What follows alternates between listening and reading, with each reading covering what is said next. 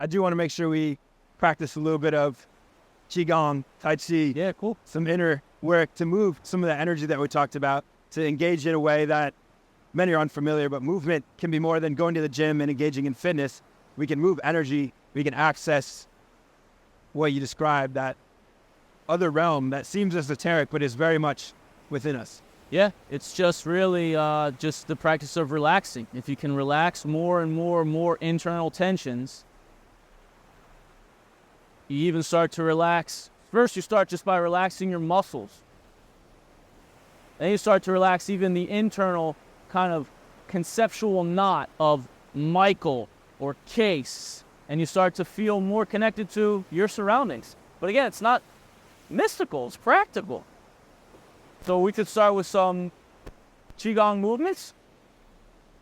Hey, buddy. It's crazy, man. The more I come down here and do my Qigong, the more dogs just roll up to me. For a lot of guys that struggle just with the sitting practice, Qigong is a way into a deeper connection to the felt sense of the body. We live in a culture where we spend, like 98% of our attentional resources from the neck up, always thinking. That internal commentary just co-opts the totality of our attention. And we cut ourselves off from, what's happening below the neck. The body is very rich repository of sensation and vibration. And Qigong is really just the practice of inviting your attention into the felt sense of your body, and you start to notice, oh my God, I'm so fucking tense. No, I'm always walking around like this, and oh shit, oh my God, I can relax that. So we waste actually a lot of energy in muscular tension, and when we learn how to relax our habitual tension, now we're starting more, that energy that was tied up in tension that serves no purpose is now available for what? I don't know for what, for whatever you want. But that's why they say that it's an energy practice, the practice of cultivating energy, because you're learning all the ways that you're constantly wasting and leaking energy, and now you're more intentional with how you choose your energy. And then at deeper levels, you relax, you feel your muscles, you relax your muscles, and then the inquiry becomes, well, wait a minute, where does my body stop and the outside world start? Can you locate that exact space? Probably you can't.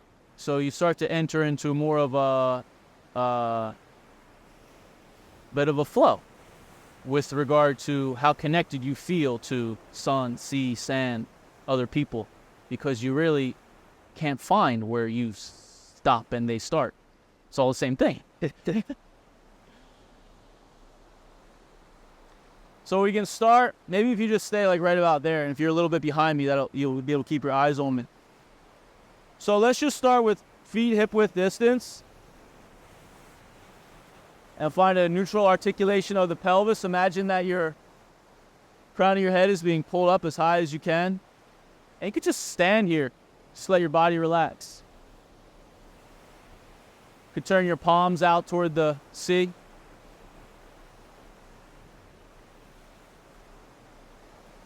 And just start to pull the scapula back, palms face into your hip pointers.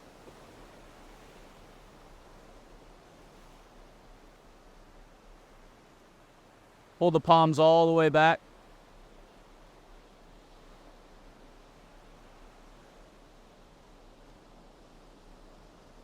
And you just let the arms start to float up. They just come to a rested position right at your navel.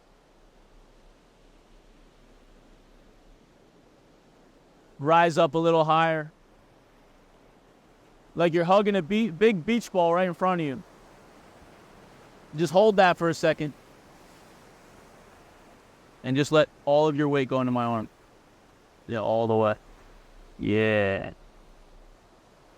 Now I'm going to let go of your arm, but don't let your arm fall. Oh, don't let it. Don't. There you go. Don't tense it up. Yeah. Don't let it fall. Boom. Now let this arm teach that arm, whatever you just did, do it with that arm. And just relax all of this. So even if you were to do this for 5 minutes a day, this would be a pretty good Qigong practice. Then you could just start Exhale, let the arms fall.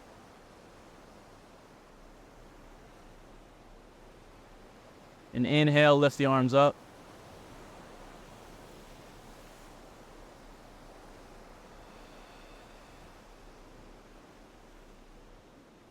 And just stay with that breath and with that movement. Allow the tempo of the movement to be dictated by the tempo of your breath. And start to perceive the empty space through which your arms are moving. There's like a viscosity to it. It's kind of like a fish for the first time becoming aware of the water.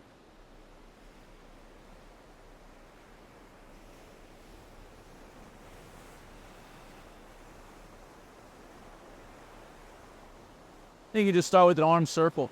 So just bring your palms into your belly and then just make a big circle and let the arms fall.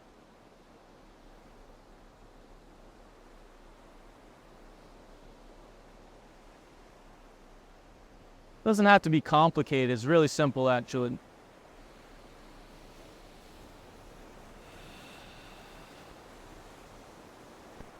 And as you lift your arms straight up, you can just roll your pinkies in and then push your thumbs out. Roll your thumbs in, push your palms out.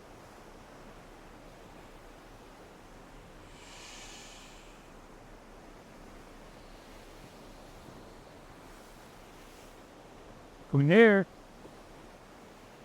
let your arms drop to your side.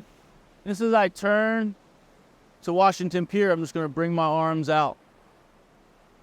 And I come back to center, let the arms fall.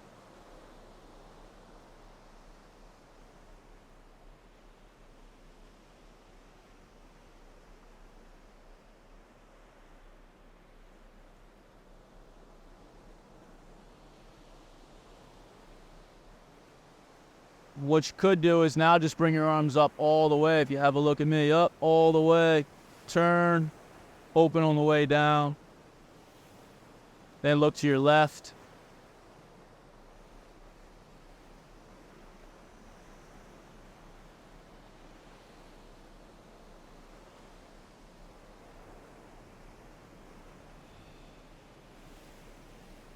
So if you come back to center, just imagine like you're holding a big ball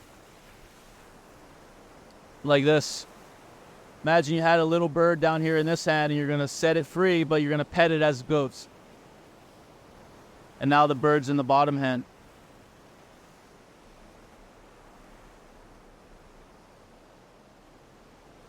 So initially you can just be with the upper body, with the hands. Then you can start to make it more of a full body movement. So just look at my feet. I'm going to close, shift my weight, open.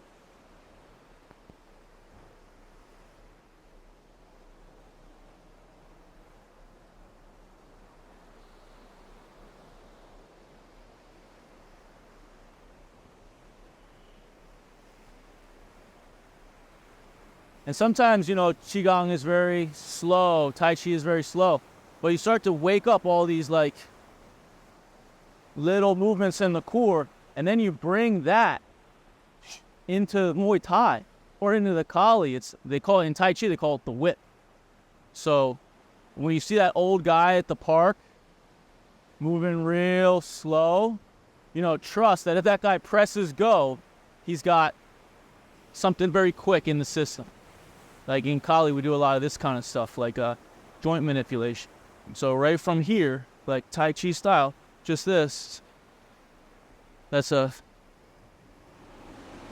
arm break. See? Or like this is called brush, knee, palm in Tai Chi. But if you were to throw a punch, this would be a brush, that would be a knee to your balls, and that would be a palm to your face. Now, if somebody was going to attack me, I wouldn't go Tai Chi mode. But it is a martial art, and it does have martial applications. Even in my experience, the application of Tai Chi from the self-defense perspective is to calm your body down.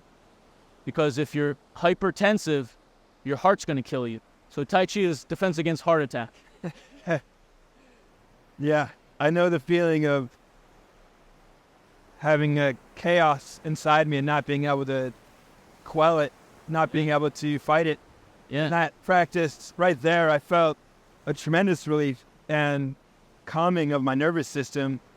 It's difficult to access. Yeah, and it's just that was 5 minutes maybe. Yeah. So you don't need a involved Qigong practice. I mean, there's a whole bunch of movements that I know, and there's the Tai Chi, there's a specific sequence. But if the entirety of your Qigong practice was to do this for 5 minutes, do this for 5 minutes, and do this for 5 minutes, your life would change pretty dramatically in a couple months. Because the utility of the seated meditation practice, the utility of the Tai Chi or the Qigong practice isn't necessarily what's happening while you're doing the practice. It's what happens while you're doing the practice has ripple effects on your greater life. So when the formal practice ends, the real practice begins. And it's about how you show up in your life. It's an essential aspect of the savage and the saint. In order to bring forth the true savage within us, we must cultivate the saint as well. And that practice seems like a sharp way to help amplify that saint to be able to contain the savage. Definitely, man. That's very well said. The further, it's a pendulum, and the further you go in one direction, the further you have to go in the other direction to maintain the balance.